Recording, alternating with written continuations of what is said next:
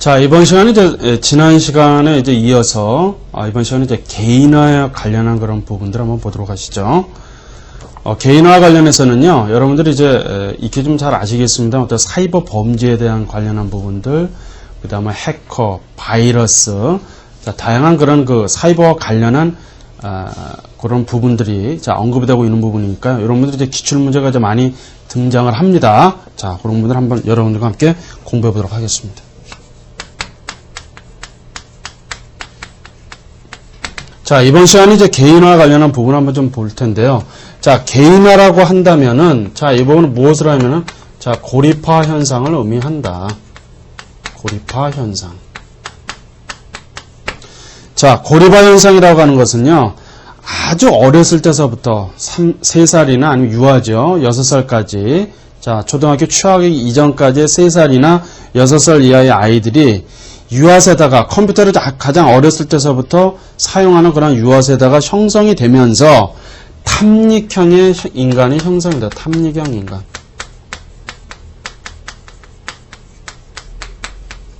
인간이 될 것이라는 우려를 이제 제기하고 있습니다. 그래서 여기서 자, 그러면 이제 탐닉형 인간이란 무엇을 말하는가?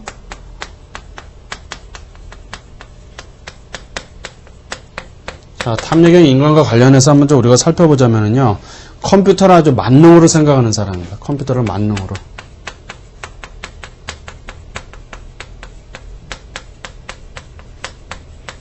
만능으로 이제 생각을 한다. 자, 그 다음에, 자, 아주 그냥 밤을 새워가면서요.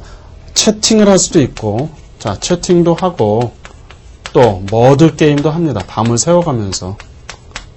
거의 이제 중독 수준이 되겠죠. 그 다음에 이제 자신만의 세계를 구축하면서 컴퓨터를 통해서만 타인과 교제합니다. 컴퓨터를 통해서만.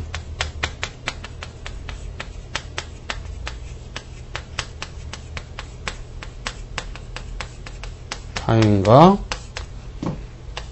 교제하는 경우라고 보시면 되겠죠. 자, 그리고 자, 대인관계라든지 아니면 직장생활을 하는 데 있어서는 부적응의 그런 부분들입니다. 자, 대인관계라든지 직장생활에 부적응하게 됩니다.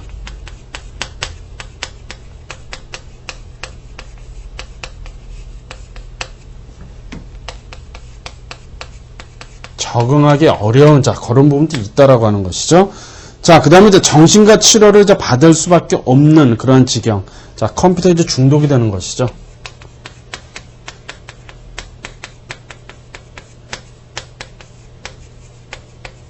중독으로 인해서 정신과 치료까지 받아야 된다는 것이죠. 자, 그래서 이제 이런 사람은 뭐라고요? 탐닉형의 인간이다라고 그렇게 좀 정의 내렸다는 부분들을 좀 참고를 해주시기 바랍니다. 자, 여기서 이제 펠톤이라는 학자는 펠톤은 또 얘기를 하죠. 자, 보통의 인간보다는 굉장히 더 영리하고 더 빠르고 더 믿음직스럽고 더 혁신적인 지혜로 인해서 인간은 어떻게 된다는 얘기입니까? 점차 무력감에 빠지게 된다. 인간은 무력감에 빠진다.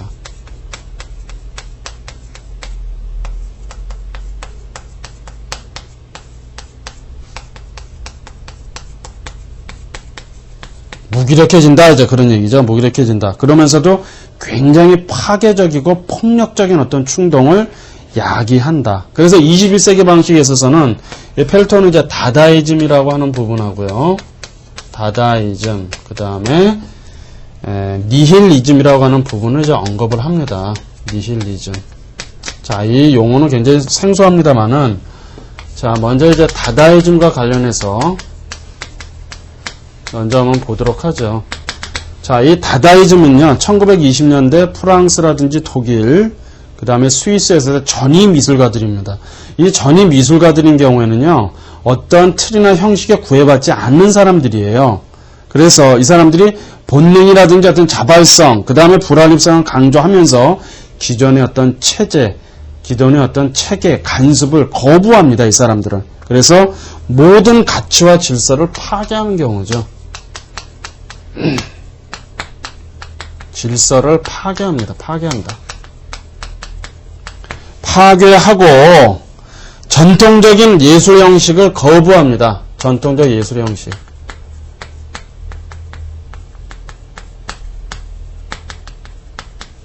거부라고 볼 수도 있겠고 아예 부정하는 경우죠. 자, 그래서 이런 부분들이 굉장히 전위적이고도 실험적인 운동을 우리는 다다이즘이라고 하는 거예요. 자, 두 번째는 이제 니힐리즘이죠. 니힐리즘. 자, 이 니힐리즘이라고 하는 것은 절대적인 진리, 도덕, 가치라는 것은 존재하지 않는다라고 아예 그냥 부정해버리는 거예요. 그러니까 절대적 진리, 도덕, 또 가치는 존재하지 않는다.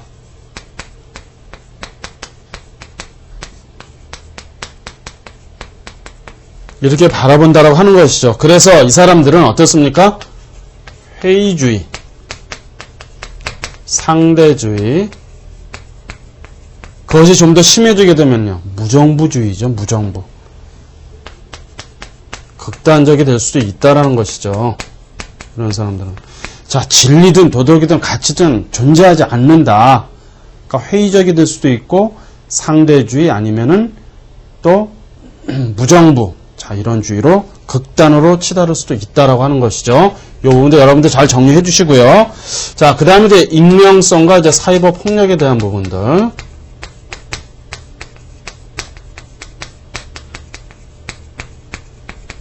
자, 여기서 이제 여러분들이 이제 익명성이라고 한다면 어떤 부분일까요? 실명 아니면 본명이 아닌 형태, 아이디죠. 주로 아이디라는 형태를 통해서 하는 것이죠. 그러니까 사이버 공간을 탐닉하는 사람들은 이제 아이디라고 하는 이런 부분을 통해서 자신의 본명 또는 실명을 감추게 되는 것이죠. 그래서 인터넷에서는 이러한 그 익명성을 통해서 또 신소가 굉장히 전파가 빠르죠. 또 대중성 등을 통해서 명예를 훼손할 수도 있고 또 성폭력이라든지 이런 것이 인권 침해 요소도 굉장히 심할 수밖에 없다라고 하는 것이죠. 그래서 인권의 침해도 굉장히 심각하다. 인권 침해. 심각할 수도 있다라고 하는 것이죠. 자, 그래서 여기에서 이제 사이버 폭력과 관련한 부분들 우리가 한번 좀 몇 가지 좀 살펴보도록 하죠. 사이버 폭력의 유형이죠.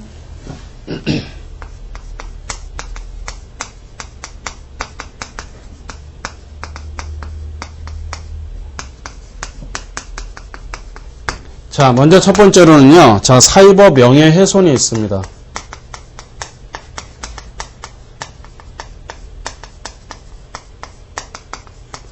자, 특정인을 사이버라고 하는 그런 가상 공간에서 특정인에게 어떤 허위의 사실을 유포하는 것이죠. 허위의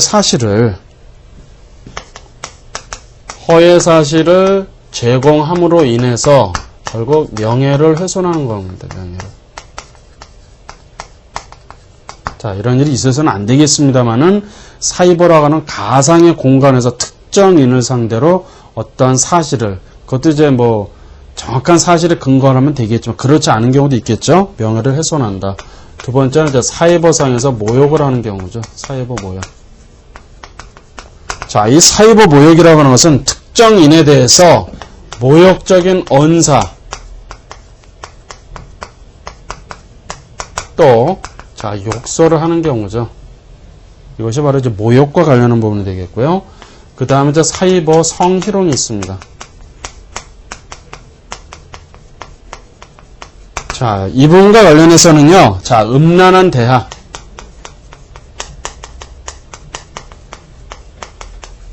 대화를 막 강요합니다. 성희롱이 맞죠? 그런 대화를 자꾸만 강요한다라든지, 또, 성적 수치심을 준다.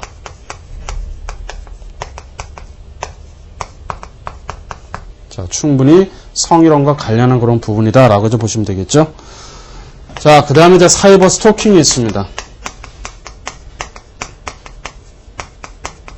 자, 이 스토커라고 한다면은요, 나는 원치를 않는데 어떻게 한다는 얘기예요. 계속 자꾸만 나를 괴롭히는 경우죠. 정신적이거나 아니면 육체적이거나 그런 면에서 자꾸만 나를 따라다니는 경우죠. 그런데 그런 부분들이 이제는 사이버 공간에서도 있다라는 얘기입니다. 그래서 특정인에게 원하지 않는 접근을 지속적으로 계속 시도합니다. 끈질기게. 아주 피곤한 경우죠. 시도해요. 그리고 성적인 괴롭힘도 합니다. 성적 괴롭힘.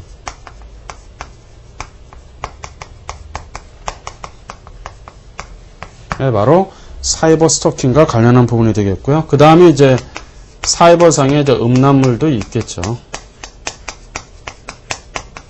이런 부분도 있다. 그래서 뭐 몰카를 동원해서 촬영한 것을 이런 사이버 공간에서 막 유포하는 경우죠. 이런 건 이제 문제가 될 수가 있죠. 자, 이런 부분들을 봐야 이제 사이버 폭력상에 있어서의 5가지 유형. 자, 여러분들이 충분히 좀 이해가 되실 수 있는 부분이 되겠고요. 자, 그 다음에 또 어떤 경우까지도 있느냐면요. 자, 연인하고 이제 어떻게 우연히 알게 돼서 채팅까지도 했어요. 연인과 예를 들어서. 자, 그런데 이제 이 사람이 만나주지를 않습니다. 자, 그러다가 보니까 음해를 하고 엉터리 사실이 존재하지 않는 것도 막 유포를 시킵니다. 자, 그래서 이제 그런 사람들이 바로 이제 사이버 스토커가 되는 것이죠. 이런 사람들이. 만나주지 않다 보니까. 그 다음에 이제 사이버 홀리건이다 라고 이제 하는 거는데.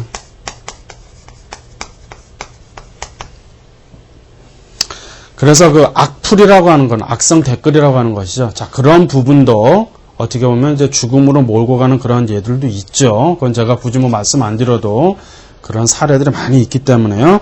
그래서 이런 그 사회적인 흉기로 악플러를 이제 뭐라고 하느냐? 키보드 워리어라고 합니다. 키보드 워리어. 악플이죠. 악플로 인해서 사람을 죽음으로까지 몰아서 키보드 워리어라고 하죠. 키보드 워리어. 그런 이제 표현도 한다라는 것이죠. 자, 그래서 여기서 이제 키보드 워리어라고 하는 것은요, 키보드 전사다, 또는 뭐 인터넷 전사다. 자, 그런 용어로도 이제 말려지는 것인데요. 자, 인터넷 공간에서 조금 말을 거칠게 하는 사람들이죠.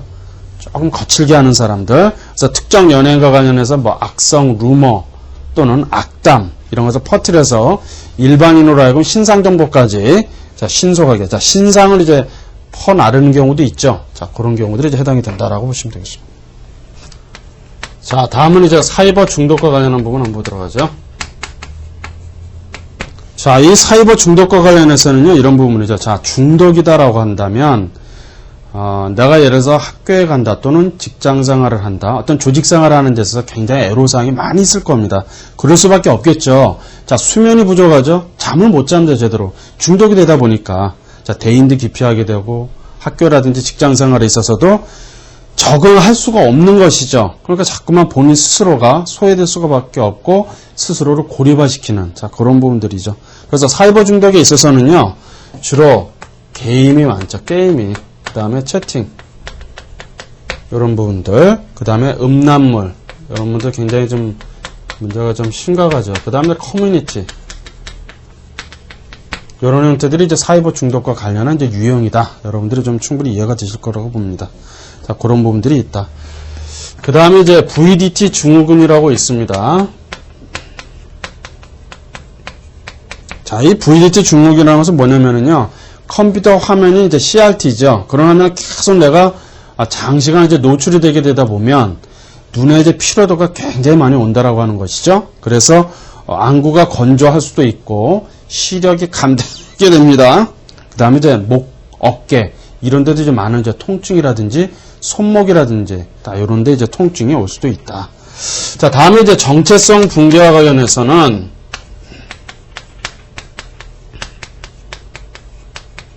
정체성이 붕괴된다. 자, 어떤 폭력, 외설, 허위, 사실이 아니죠. 자, 이런 부분들이 이제 반사회적인 그런 정보들이 여과 없이 걸러내는 장치들이 없다는 얘기예요. 계속 유입이 될 수밖에 없다.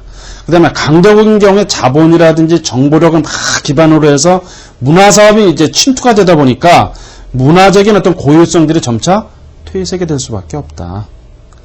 그 다음에 이런 자기 정체성이 붕괴가 되다 보니까 어떻다는 얘기죠?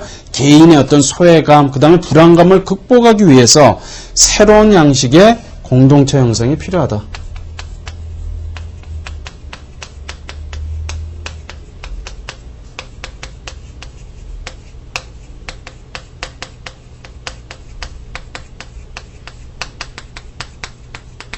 필요하게 되더라. 그래서 문화의 어떤 고유성, 삶의 어떤 가치체계에 있어서 적극적인 개발, 그 다음에 보존성이 필요하다라고 역설하는 것이죠. 자, 다음은요. 프라이버시 침해.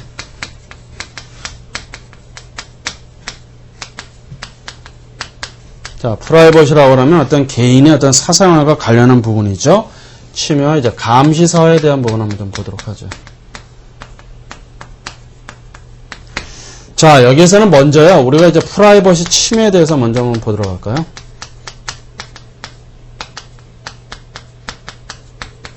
자, 프라이버시 침해와 관련해서는요, 국가 권력과 자본에 의해서 통제받는 데는 감시와 통제입니다, 바로. 자, 그러한 부분들이 자본사회에서는 일상적으로 이루어질 수는 있는데, 문제는요, 그러한 국가의 권력이 사회 구성원들이 과연 무엇을 생각하는가, 또 어떤 행동을 하는지 예측하고 통제한다라고 하는 것이죠. 그래서 대표적인 이제 SNS, 소셜 네트워크 서비스인 경우는 자, 트위터가 있고요. 그 다음에 이제 페이스북이 있죠.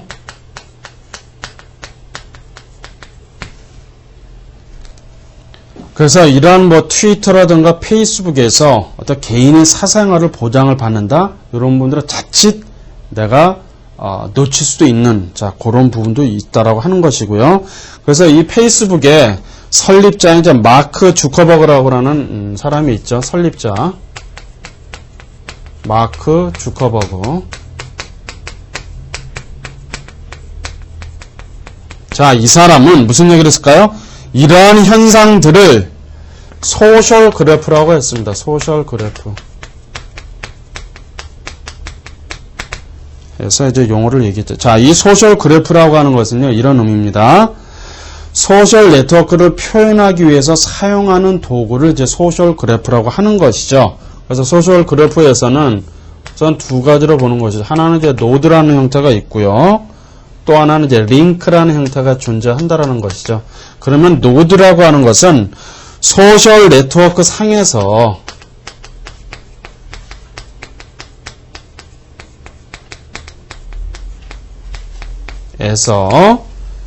활동하는 각 개인들,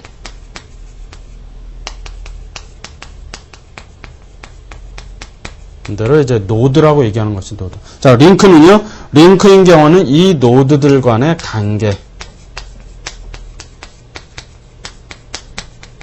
그래서 여기서 이제 페이스북의 실제 그 설립자인 마크 주커버그는 바로 이제 소셜 그래프라는 형태로 해서 이 사람을 얘기를 했다라고 하는 것이죠. 그런 의미로 보시면 되겠고요. 자, 이러한 그 SNS에 내가 일단 가입을 하게 되면 어떻습니까? 기본적으로 프로필이 다 공개가 되고, 그것이 그 회사에도 어떻게 될 수 있을까요? 순간 이제 저장이 돼서 프로파일링으로 돼서 파일을 전부 어떻게 되면 제공할 수 있는, 자, 그런 사생활이, 개인의 어떤 정보라는 부분들이 공개될 수 있는, 자, 그런 부분도 있을 수 있다라고 하는 것이죠. 자, 다음은 이제 감시사회입니다. 감시사회. 자, 이 감시사회 관련한 부분인데요. 여기서도 이제 기출문제가 하나 이제 나왔죠. 자, 이 감시사회라고 하는 말이 어디서 등장했느냐, 그 부분이 이제 출제가 된 부분입니다.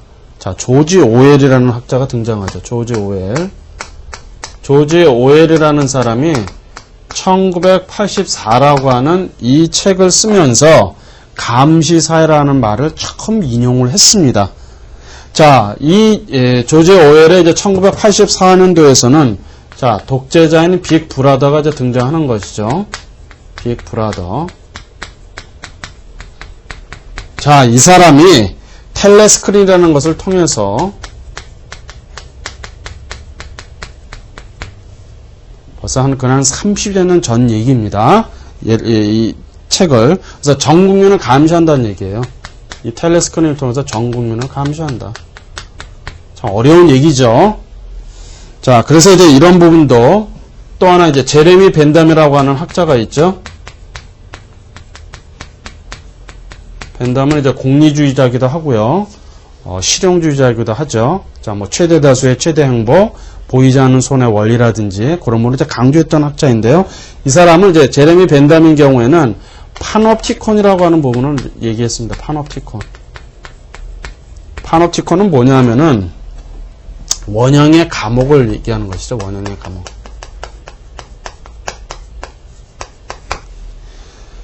자, 이 사람은 어떻게 얘기하냐면 1791년도에 오래전 얘기죠. 벤담이 자 감옥을 이제 설계를 했습니다. 이 사람은 이제 영국의 학자인데 대법관을 지낸 사람이죠.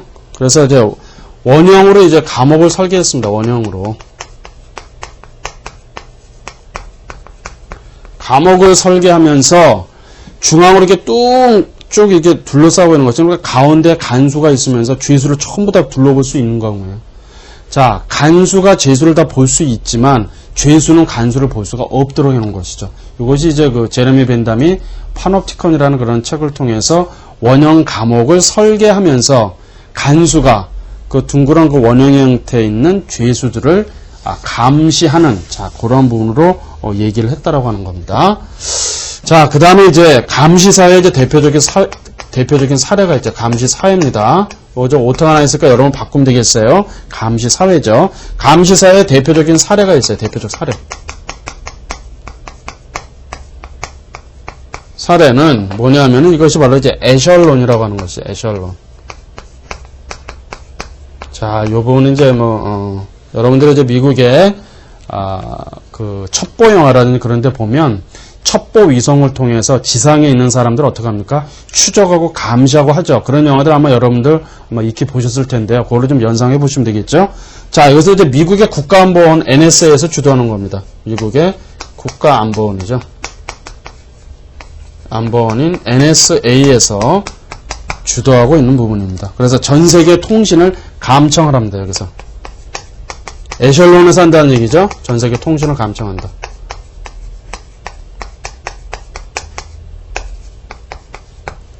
자, 지상 기지가 있으면서 첩보위성을 통해서 고성능으로 신호인식할 수 있는 컴퓨터를 통해서 뭐 전화, 팩스, 텔렉스, 이메일, 휴대전화, 모든 형태의 그런 통신망 등을 시간당에 최고 수십억 건씩 전부 해독해내면서 판독할 수 있는 자, 그런 전자 스파이 시스템이 바로 에셜론이라고 하는 거죠. 전자 스파이 시스템이죠, 바로.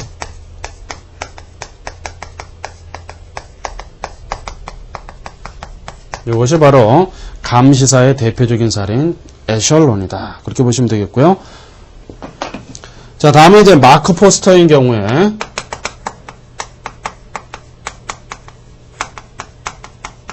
자, 마크 포스터의 이제 슈퍼 파놉티콘이라고 등장하죠. 슈퍼 파놉티콘. 자, 이 부분과 관련해서도 자, 기출 문제였습니다. 기출에서 등장했다라는 것을 자, 마크 포스터라는 학자가 슈퍼 파놉티콘과 관련한 부분을 이제 언급하는 것이죠. 자, 일상생활 속에서도 자연스럽게 다양한 정보 혜택을 얻고자 나 자신도 모르는 사이에 어떻게 된다는 얘기예요? 노출이 된다라는 얘기죠. 노출이 된다. 노출도 당하면서 활용이 된다라는 얘기예요. 이게 심각한 문제죠. 그 다음에 통신망하고 그것까지 연관이 되는 데이터베이스가 있는데 그것이 일정의 어떤 초파놉티콘, 즉 이제 슈퍼 파놉티콘으로 해서 벽이든 창문이든 막루나 감시자가 없는 그러한 감시 체계를 이루게 된다. 감시 체계를.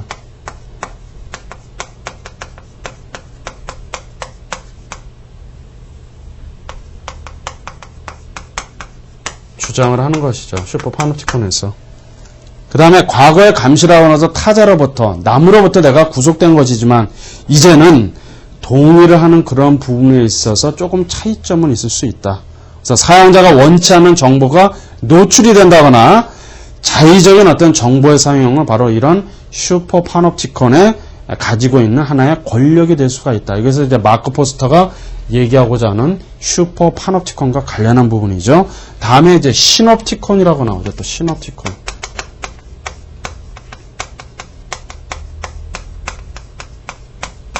자, 여기 이제 시놉티콘과 관련한 부분은요, 이 파놉티콘하고 이제 반대되는 개념입니다. 자, 반대로 본데 이제 다, 본다의 대비니까 이제 동시에 본다라는 얘기예요. 이 시놉티콘은요, 동시에 본다, 동시에. 이러한 의미로 여러분들이 좀 이해하시면 되겠습니다. 그래서, 대상으로 그것은, 자, 자본이 될 수도 있고요, 국가가 될 수도 있습니다. 또 역감시의 주요 대상자는 언론이라든지 시민단체도 될 수가 있다. 자, 그래서 여기서 이제 매티슨인 경우에는 매티슨은 이렇게 얘기를 합니다. 시놉티콘과 관련해서 언론의 역감시를 시놉티콘으로 보았다. 언론의 역감시.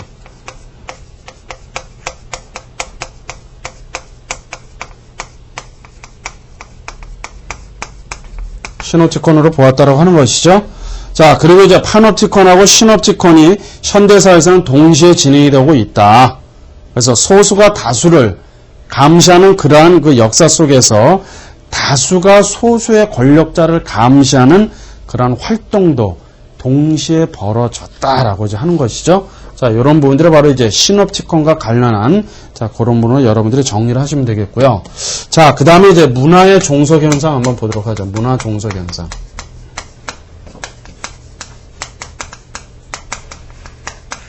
자, 문화의 종속 현상과 관련해서는요, 먼저 우리가 이제 전파 월경에 대한 부분을 한번 봐야 되겠습니다.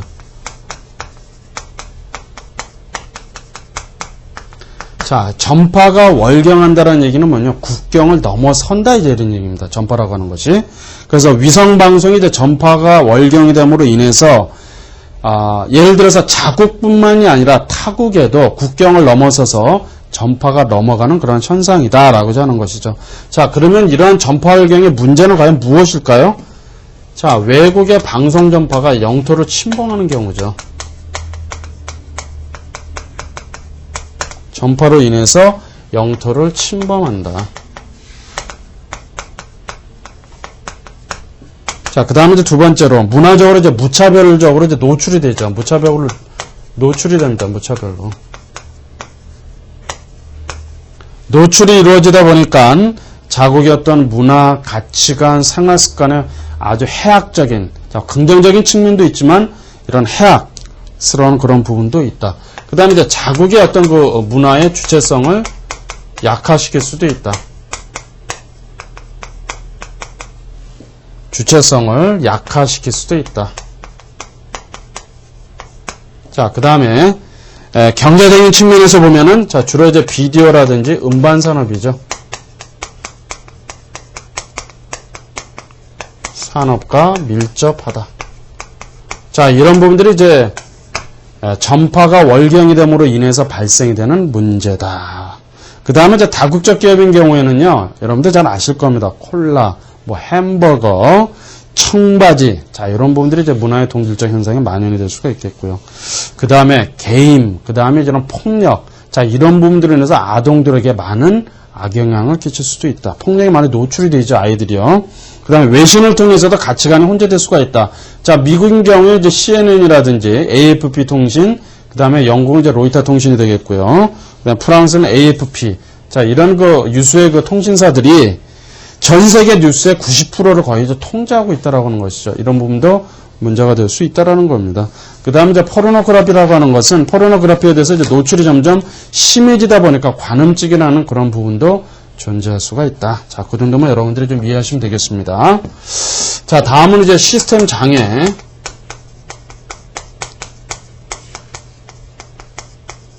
장애가 발생이 되면서 네트워크 범죄가 이제 이루어지게 되는 것이죠. 자, 먼저 이제 시스템 장애에 대한 부분 한번 살펴보도록 할까요?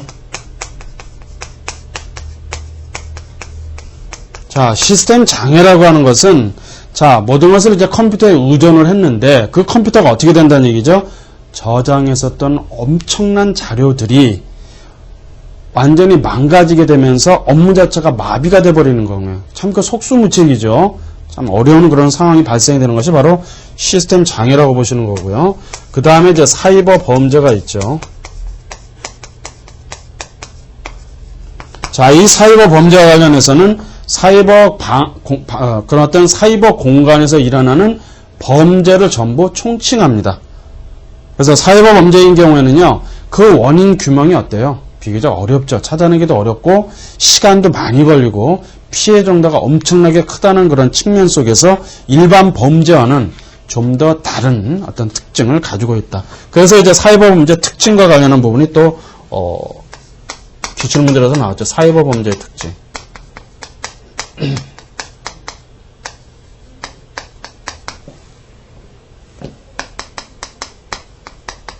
요거는 이제 기출문제에서 등장한 것이죠. 자, 다음 중 사이버 범죄의 특징이 아닌 것은 무엇인가? 이렇게 좀 문제가 이제 출제됐다는 겁니다. 자, 사이버 범죄 특성은 뭡니까? 우선 비대면성. 자, 대면하지 않죠. 또 어떤 부분이 있나요? 익명성이죠. 그리고 자, 가치 규범은 부재한다. 가치 규범이 존재하지 않는다. 이제 그런 얘기예요. 그 다음에 자, 용이하다. 용이성. 그리고 광역성. 넓은 지역이 되겠죠. 그리고 국제성. 그 다음에 전문 기술성. 이런 부분들이 바로 이제 사이버 범죄가 가지고 있는 특성이다. 여러분들 잘 정리를 좀 해주시기 바라고요. 자, 그 다음에 이제 사이버 범죄 유형들 쭉 제가 언급을 해드렸죠. 보시게 되면 범죄 유형과 관련해서는요, 1, 2제가 언급을 안 해드리겠습니다만은 자, 제1유형서부터 해서 여러분 유형서부터 해서 제8유형까지 언급이 됩니다. 요 부분도 여러분들이 좀 잘 눈여겨 좀 봐주시고요. 제1유형에서부터 제8유형까지. 자, 여기에서는 이제 어떻게, 했느냐면은 이것이 과연 해킹에 의한 방법이냐, 아니면 비해킹에 의한 방법이냐, 이거 구분을 좀 지었어요. 그 다음에 또 뭡니까? 어떤 사회적인 가치냐, 그것이 구분을 해둔 것이요. 잘 보시면 됩니다. 그 다음에 어떤 개인적인 가치를 훼손한 것이냐. 이런 부분에서 구분을 좀 지어 놓았죠. 그래서 제1유형서부터 해서 제8유형까지 보시고요. 자, 그거의 어떤 사례는 과연 무엇인가? 그런 부분들만 여러분들이 잘 정리를 해주시면 됩니다. 그래서 제1유형 같은 경우는 이제 폰으로 해서 프리킹 하는 경우. 제2유형인 경우는 사회적인 가치를 훼손하죠. 어떤 부분에 정보 시스템을 파괴시키는 경우. 이게 이제 큰 이제 사회적 범죄가 되는 것이죠. 그 다음에 제3유형인 경우에는 피싱이죠. 피싱. 그 다음에 제4유형에서는 비해킹의 방법이니까, 자, 어떤 뭐, 도박, 자살, 음란, 마약, 밀매, 이런 부분들과 관련된 부분이고요. 제5유형에서는 이제 해킹의 방법을 통한 것이기 때문에 인터넷 뱅킹을 통한 사기하는 부분이고, 제6유형에서는 자, 전화를 통해서 보이스피싱이라고도 하죠. 그렇게 하는 부분. 제7유형에서는 이제 이거는 개인적인 가치를 아예 훼손시킵니다. 사이버, 자, 개인정보를 유출한다거나 사이버 스토킹을 하는 경우. 8유형에서는 이제 비해킹의 방법이니까요. 사이버 명예훼손을 한다거나 또는 모욕적인 언사를 한다거나 자, 그런 부분과 관련이다. 그래서 여러분들의 이런 관점 속에서 구분해서 사례는 과연 무엇인지 그렇게 좀 정리를 해주시기 바랍니다. 자, 그 다음에 이제 경찰청인 경우에도요. 사이버 범죄를 좀 구분을 좀 해두었죠. 자, 경찰청에서는 사이버 범죄를 이제 사이버 테러형의 범죄라고 했습니다. 해킹을 통해서 자료를 유출한다거나 또는 폭탄 메일을 보인다든지 사용자 도용을 한다라든지 악성 프로그램을 설치해서 사이버 바이러스 막 유포를 한다라든지 이런 부분들이 되겠고요. 그 다음에 일반 사이버 범죄에서는 우리가 한번 쭉 사이버 범죄와 관련한 부분이죠. 뭐 성폭력, 사이버 스토킹, 불법 복제라든지 기타 그런 부분들입니다. 자, 그 다음에 이제 여기서 이제 또 사이버 테러와 관련한 부분도 언급을 하죠. 사이버 테러. 자, 이 사이버 테러와 관련한 부분은요, 중요 기관에 있는 파일을 훔쳐냅니다. 개인정보, 아니면 뭐, 기관, 단체에 소속이 되는 그런 분들이겠죠. 시스템을 아예 망가뜨려 놓고 돈을 아예 노골적으로 요구를 합니다. 협박을 하죠. 흥정의 대상으로 하기도 하고요. 그 다음에 컴퓨터 바이러스를 고의로 침투시켜서요. 그 시스템을 아예 그냥 망가뜨려 버립니다. 아주 악의적인 그런 부분들이죠. 자, 그 다음에 이제 시스템을 망가뜨리는 고전적인 수법은요. 여러분들이 읽어보시면 충분히 이해가 되시는 부분으로 보고요. 전자우편을 폭탄을 보내서 하는 방법, 뭐 서비스를 아예 거부를 시킨다든지 논리폭탄에서 설치해놨다가 그 조건이 되게 되면 폭탄이 일어나서 시스템, 그 정보를 무차별적으로 파괴시키는 자, 그런 부분을 보면 되겠습니다.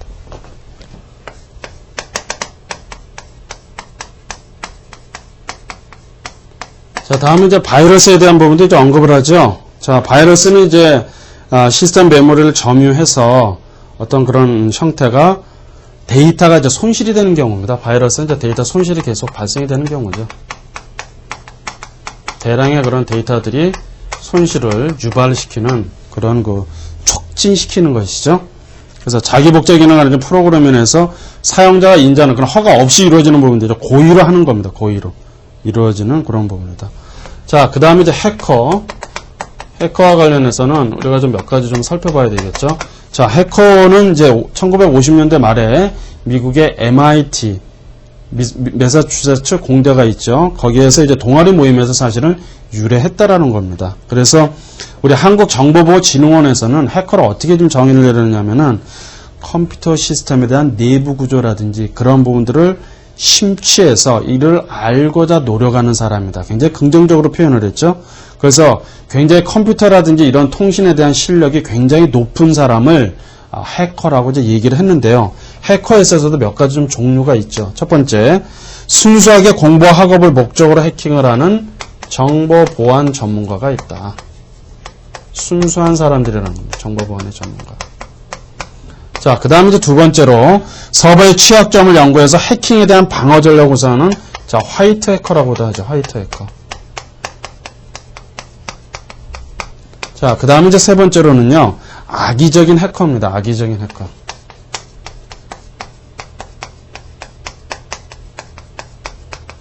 해커를 해서 이렇게 구분을 주는 것이. 자, 불법 열람도 하고, 변조도 하고, 파괴도 하는, 자, 이런, 부분들, 이제 크래커라고도 하고요, 블랙 해커라고도 이렇게 용칭을 합니다. 자, 길버트 아라베디안인 경우에, 자, 이 학자가,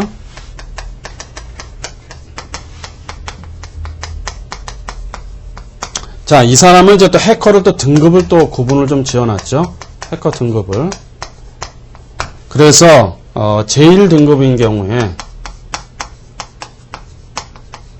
이 사람은 뭐라고 했는지, 엘리트라고 했습니다. 엘리트. 자, 제일 등급이 이제 엘리트인 경우에는 취약점을 찾아내서 해킹에 성공하는 최고 수준의 해커라고 합니다. 마법사라고도 하죠. 아무런 흔적을 남기지 않습니다. 그 다음에 이제 제2등급인 경우에는, 이 사람을 이제 이런 세미 엘리트라고 했어요. 세미 엘리트다. 그래서 취약점을 알고 해킹에 대한 코드를 만들어내는 실력을 가지고 있는데 조금 흔적을 좀 남깁니다. 이 사람들은. 그래서 추적당할 우려가 있다. 세 번째 이제 제3등급이죠. 자, 제3등급인 경우를 우리는 디벨로퍼 키드라고 합니다. 디벨로퍼 키드라고 이렇게 명칭한다. 자, 이 사람들은 대부분 해킹 기법을 알고 있어요. 있고 특정 사이트 취약점을 발견할 때까지 여러 번 막 해킹을 막 시도를 합니다. 그러면서 시스템 침투에 성공하는 것이죠. 자, 그 다음에 네 번째 제4등급이죠. 경우를 자, 스크립트 키드라고 합니다. 스크립트 키드. 자, 보안성의 취약점을 찾아낼 수 있는 운영체제죠. 오퍼레이팅 시스템인데 기술과 지식은 좀 부족하지만 해킹 툴을 사용할 수 있는 자, 그런 부분이 되겠고요. 그 다음 이제 제5등급이죠. 자, 제5등급에서는 이제 레이머라고도 합니다. 레이머. 이렇게 좀 표현해 주는 것이죠. 해킹 기술도 없습니다. 그러나 해커가 되고 싶어 해서 해킹 툴만 있으면 해킹이 가능하다고 해서 트로이 목마 등을 인터넷에서 내려받아서 하는 자, 그런 형태를 이제 길버트 아라베디안은 이렇게 해커를 등급을 좀 나누어서 구분을 좀 해두었다라는 것. 자, 그런 부분 되겠고요. 자, 그 다음에 이제 정보 주권과 관련한 부분 한번 좀 보도록 할까요? 정보 주권이다. 자, 요 부분도요. 자, 기출로 해서 이제 등장했었던 문제입니다. 자, 정보 주권과 관련해서는 여기서는 국가 간의 정보 유통인 TDF의 문제라고 보죠. 국가 간의 정보 유통. 이 TDF와 관련한 부분이죠. 그래서 초국가적인 컴퓨터의 커뮤니케이션 시스템을 통해서 한 지점에서 다른 지점으로 전송이 되는 국제적인 정보 전송 현상, 국제적 정보 전송 현상.